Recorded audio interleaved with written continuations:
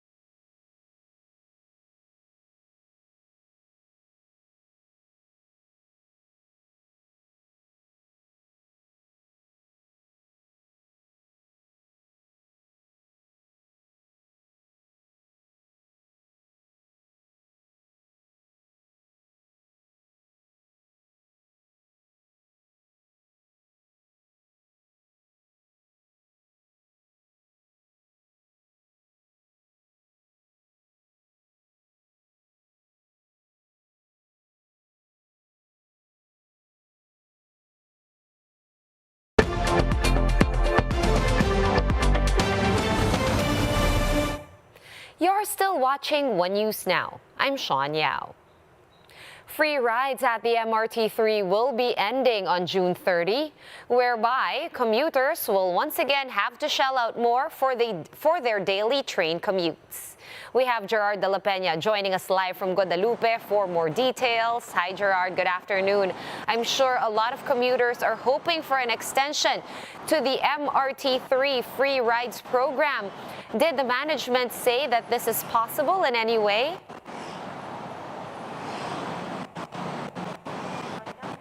Well, Sean, it is indeed the sad news for many commuters, but the MRT3 management assured the public that they will leave it up to the next administration if they are to continue with this initiative.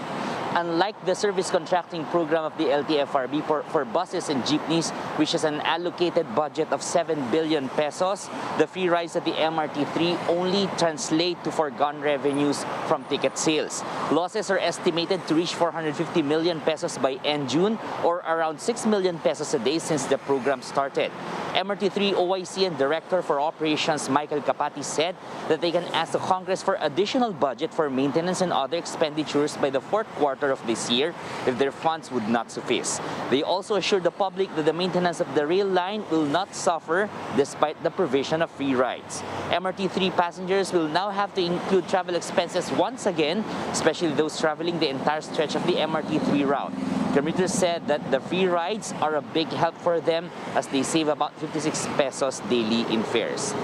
Sean, the daily passenger volume for the MRT3 was pegged at 380,000 passengers a day due to the free rides, as well as given the fact that many commuters are now back to their offices or any other establishments. This is significantly higher compared to the 280,000 up to 300,000 passengers daily before the free rides started in March. But the MRT3 management is expecting more passengers to come in as soon as the face-to-face classes resume sometime in August.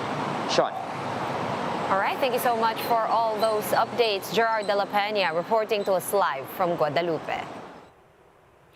And a social media post that went viral has sparked renewed interest on local fast food chain Tropical Hut. Mobile journalist Cesar Cacnio with the story.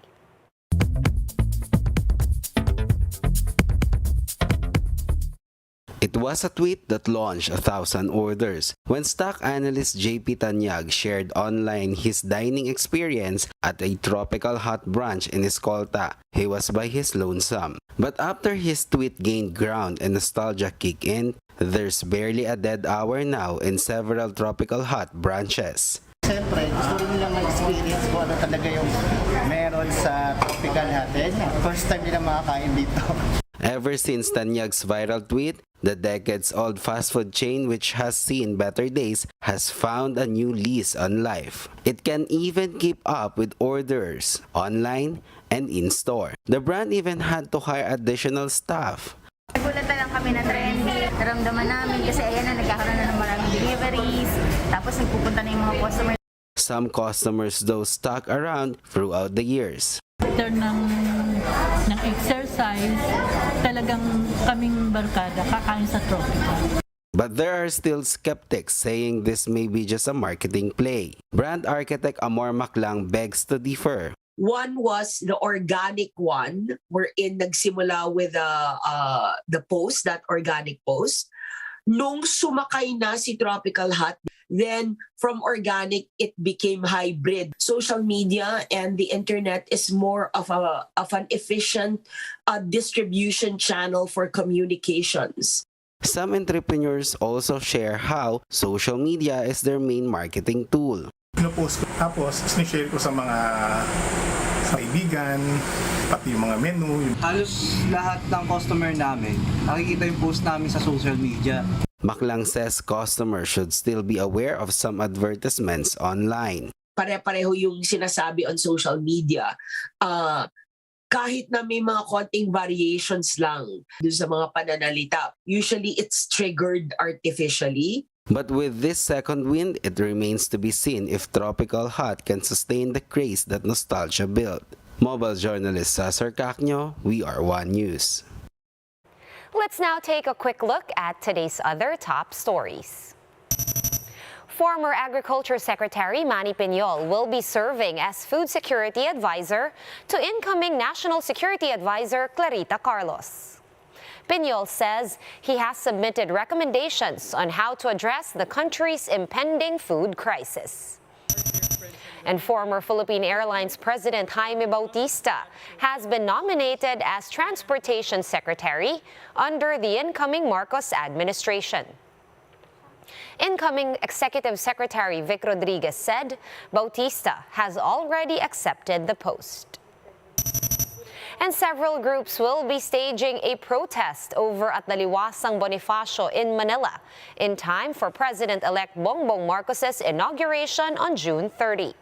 Joining this rally are Bayan, Piston, Kilusang Mayo Uno, and Kadamay.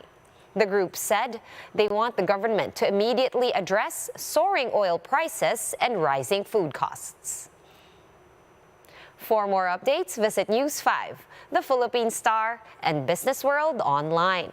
Visit our website, onenews.ph, for more in-depth analysis. You can also catch One News on Signal Play. Register for a free account at www.signalplay.com and stream One News live anytime, anywhere.